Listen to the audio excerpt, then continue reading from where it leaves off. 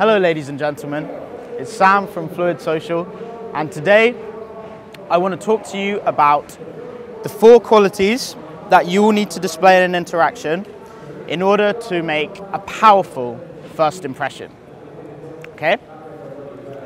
So the first point that you want to remember when you're in an interaction with a woman is, what are you presenting to her? Okay? So you're always presenting something, and you've got to be very judicious about what it is that you are presenting in the moment. So a lot of guys worry a lot about what they're saying, about delivering the right line and getting everything perfect in that way. But what they forget is that they're not actually presenting themselves in a very powerful way. Okay? So what are some qualities of a powerful presentation? Well, first you're going to think about eye contact. So are you holding eye contact, or are you breaking it and shying away and looking around? Secondly, how are you holding your body? Okay? So a lot of my clients, you see them, I'll give you a side profile, and they're sort of standing like this, leaning forward a little bit. And what actually happens is this sort of body language makes you feel nervous, as opposed to this, where you bring your chest out, you bring your head back, your shoulders are loose, and you're standing up straight. So your eye contact, the way you hold your body, the way you use your body to present yourself. And then you're going to start to think about the pauses in your intonation and what you're actually saying, the depth of your voice, the pitch that you're using, how you're projecting your voice. So when you consider all of these points, you have the foundations of a strong interaction. You're standing up straight. You're holding eye contact with the girl. You're not breaking away. You're speaking to her in a slow, measured, and intentful pace. So the first quality, body language, what you're presenting. Quality number 2, the words you use. Okay? So there's a particular example that I want to use to demonstrate how guys are getting this wrong. And this is a girlfriend of mine. And I was talking to her yesterday about this very idea. And she's moved to Birmingham now, and she gets approached all the time. When she was in London, daily. Now she's in Birmingham, it's the same thing. And what she says are the major problems is that she doesn't even listen to what the guys are saying, because she already knows that it's from the same book as the last guy.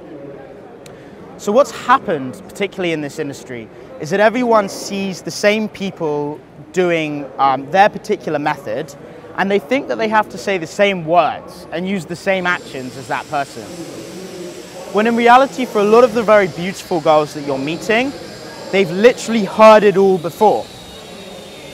So in order for you to have any chance with these women, you're going to have to say something radically different. You're going to have to use different terminology. You're going to have to expand your vocabulary to make an impact, because they've just heard it before. This isn't with every girl, but a lot of the women, this will be the case.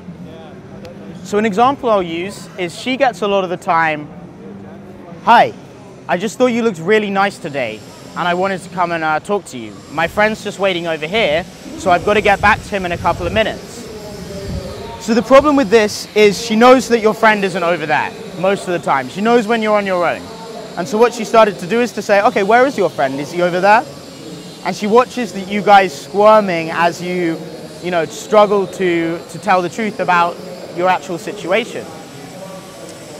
So instead of this, you've got to use different words. You've got to actually convey your point with your whole personality. What do you want to say? And so we were discussing a few of the things that the guys that she's meeting has said to her when they've approached her. And one that really stood out was, he came up to her in a bar and said, "Hello, you look like the most quietly happy person in this environment. What's your excuse?" And that was a really effective opener for her, because it gave her a couple of responses she could have. Either she could say, "Well, I don't need an excuse to be happy." Or she can say why she's happy. I've had a really good day. I got a promotion. I had really good sex last night. Whatever it is. I hope not with this particular girl, but who knows? So let's go for the excuse one. She says, well, you know, I don't need an excuse to be happy. Your response, as long as it's unreactive to that, because that's a little challenge, it's gonna go well. So she says, well, I don't need an excuse. You say, that's absolutely outrageous, you're ridiculous. Look at all these poor people struggling to find a morsel of happiness. And you're here on your own, experiencing more than the rest of them put together. You're ridiculous, we can't talk anymore. Now that response would have got an impact. She would have laughed because you're being a little sarcastic. She sees the irony, and it's projected in a very confident way. So the second point, the words you use. Remember that there are other guys doing this, and the girls that you're talking to have been approached before, in all likelihood. So what are you gonna say that's gonna differentiate yourself from the rest of the guys doing this? Point number 3. Where are you looking? Now this is very important, and it goes back to the eye contact that we discussed briefly in the first one. But it's a bit broader. So let's say you're talking to her and you're looking a little nonchalant, you're looking away a lot.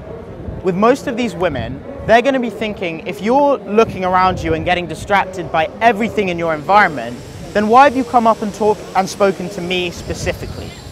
What is it that I as a woman have done that's caused you to talk to me ahead of all these other women? And oftentimes, if you are saying the same things to all these other women and you are going and talking to them, the girl's going to be less interested because she feels like there's nothing special about her. There's nothing unique about her that's caused you to decide to approach her alone. So where are you looking? Are you just looking at her overall image and saying you look really good? Or are you looking at something specific? You know, the way she's smiling, the way she's done her hair today. What does it remind you of? Where are you looking? The eye contact, yes, that's part of it, but also what is the presentation that she's given you that has caused you to think, wow, well, this girl really stands out. This is someone special and unique with her own style, sense of identity, and personal touches. So that's number 3. Where are you looking? Number 4, what do you choose to see? So again, you could just look at her hair and say, your hair looks really nice today. But that's not going to be as powerful as an actual comment on the way she's done her hair. So let's say she's got those, some girls are wearing these plaits that are quite fashionable now, where they plait the whole hair and then tie it at the end. You could say, you remind me of a Viking princess with these plaits. It's very appealing. I have a soft spot for Scandinavian girls, and you're ticking all the boxes today. What's your name? Introduction. So all of these openers are going to stand out, particularly to women that are approached a lot of the time. So I don't want you going into every interaction now and thinking, how do I remember these 4 points? How do I hit all of these at the same time? Because it's going to take your focus away from the goal and put it on whatever theory Sam's been teaching you. The most important thing is that you're going in present to the moment, looking at the girl in the eye, and really focusing on what you want to know about her and what you can learn about her. But it's important to keep these points in the back of your mind, because these are the things that are going to cause that girl to go away and actually look forward to the text you sent her. Look forward to going and meeting you for a drink or for a walk along the River Thames, or whatever it is you choose to do with her. So just bear them in mind before you go out on your day. Write them down and have a little go through them, so that you're going to be better prepped to make a really good first impression. This is Sam signing out from Covent Garden, the beautiful area, and get in touch with me if you fancy it. Like and subscribe below, whatever, da-de-da. Nice to see you all. Take care. Immaculately executed video. I know.